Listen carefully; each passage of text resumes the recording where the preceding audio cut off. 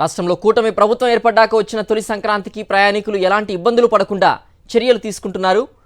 Private సర్వీసులు కూడా ఆర్టీసీతో సమానంగా టికెట్ రేట్లు ఉండేలా చర్యలు తీసుకుంటున్నామంటున్నారు. ఇది సాక్షాత్తు రవాణా శాఖ మంత్రి మండిపల్లి రాంప్రసాద్ రెడ్డి పదే పదే మీడియాతో చెప్తున్న మాట. కానీ వాస్తవం ఏంటంటే ప్రైవేట్ బస్సుల దోపిడీకి అడ్డు అదుపు లేకుండా పోయింది. ఆన్లైన్లో ధరల్ని 3-4 పెంచేసి నిలువు దోపిడీ చేస్తున్నారు. పైగా టికెట్లను బ్లాక్ చేసి కృత్రిమ కొరత సృష్టించి 100 కోట్ల భారీ దోపిడీకి స్కెచ్ వేశారు. ఎందుకంటే పండుగ రద్దీకి తగ్గట్లుగా ఆర్టీసీ బస్సు సర్వీసులు లేవు.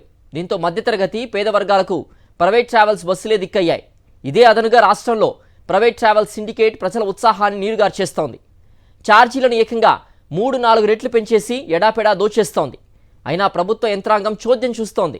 ఎందుకంటే రవాణా శాఖలో ఓ కీలక నేతకు ఈ సిండికేట్ ముందుగానే 50 కోట్లకు పైగా ముడుపులు అందించినట్లు ఆరోపణలు వెలువెత్తుతున్నాయి.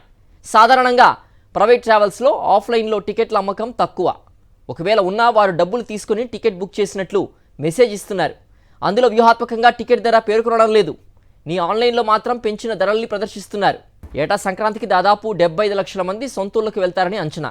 వీరిలో సొంత వాహనాలు, రైళ్లు, ఆర్టీసీ బస్సుల్లో దాదాపుగా 35 లక్షల మంది ప్రయాణిస్తారు. మిగిలిన దాదాపు 40 లక్షల మందికి ప్రైవేట్ ట్రావెల్స్ బస్సులే దిక్కు. దీంతో ప్రైవేట్ ట్రావెల్స్ సిండికేట్ది ఆడిందే ఆట, పాడిందే పాటగా సాగుతోంది. ఈ నేపథ్యంలో తమ సర్వీసుల్లో జనవరి 11 నుంచి 18 వరకు రానుపోను టికెట్లను జనవరి 1 నాటికే బ్లాక్ చేసేశాయి. ఆ తర్వాత ఛార్జీలను ఏకంగా 3-4 రెట్లు పెంచేశాయి.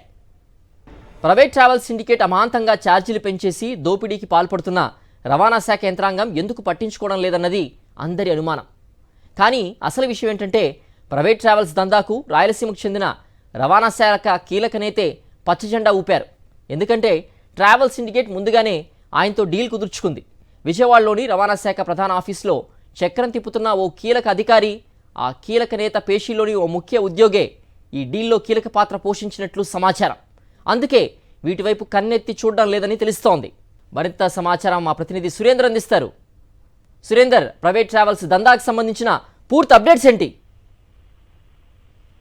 ఇప్పుడు పండగ వచ్చిందంటే పట్టణాల్లో ఉన్న వాళ్ళంతా పల్లెటూర్లకి ప్రయాణం అవుతారు. ఇదే అదురుగా సంక్రాంతి పండుగని ప్రజల అవసరాన్ని ఆసరాగా చేసుకొని ప్రైవేట్ ట్రావెల్స్ దందానైతే కొనసాగిస్తున్నాయి. టికెట్ రేట్లు అమాంతంగా పెంచేసి వాళ్ళ దగ్గర గుంజుకుంటున్న పరిస్థితి అయితే కనిపిస్తుంది. జనరల్ గా హైదరాబాద్ నుంచి కానీ, ఇటు విజయవాడ నుంచి కానీ, బెంగళూరు నుంచి కానీ వీళ్ళంతా కూడా ఇటు ఉత్తరాంధ్ర కానీ, కోనసీమ ప్రాంతాలకి ఎక్కువగా ప్రయాణం అవుతుంటారు. ఈ రేట్లు మనం చూసుకుంటే సాధారణ డేస్ లో 500 రూపాయలు ఉండే టికెట్ ఈ రోజు 5,000 రూపాయలకి వెళ్ళిన పరిస్థితి. దాదాపు 4-5 రెట్లు ఎక్కువ పెంచి అమ్ముతున్న పరిస్థితి కూడా కనిపిస్తుంది. మొత్తం ఆన్లైన్ లో అన్ని ప్రైవేట్ ట్రావెల్స్ బస్సులు మనం చూస్తే అన్ని సోల్డ్ అవుట్ లో కనిపిస్తాయి.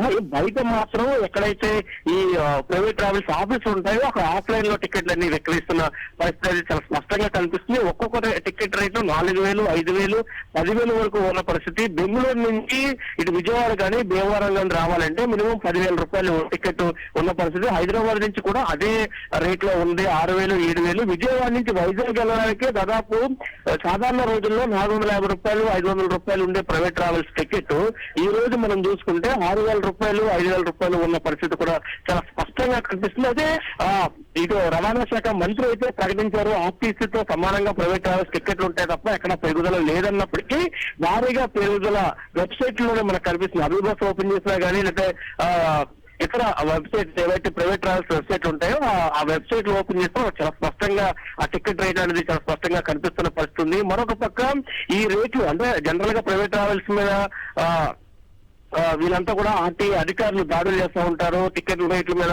పెంచారో తెలుసుకోవడానికి. అటువంటి పరిరక్షణ కూడా ఇప్పుడు ఇక్కడ కనిపించట్లేదు. పూర్తిగా ఇదంతా కూడా మంత్రి సమక్షంలో జరుగుతుంది. మంత్రి కార్యాలయంలో, విజయవాడలో మంత్రి కార్యాలయంలో ఒక కీలక అధికారి చక్రం తిప్పినట్లు, భారీ స్థాయిలో ముడుపులు అందినట్లు కూడా సమాచారం అందుతుంది. ఆ ముడుపులు అందిన నేపథ్యంలోనే ఎక్కడా కూడా నిఘా గానీ, పర్యవేక్షణ గానీ లేకుండా చేశారు. పూర్తిగా ప్రైవేట్ దోపిడీకి దాడులు చేసేది అయితే స్పష్టంగా కనిపిస్తుంది. సాధారణంగా ఆర్టీసీకి సంబంధించి బస్సులు సంఖ్యను పెంచాలి, అటువంటి సంఖ్య కొంతమేరకు పెంచడం అవి ఎక్కడా కూడా ప్రయాణికులకు ప్రయాణాలకు సరిపోయే విధంగానే దాదాపు 70 లక్షల మంది పల్లెటూర్లకు ప్రయాణం అవుతుంటారు.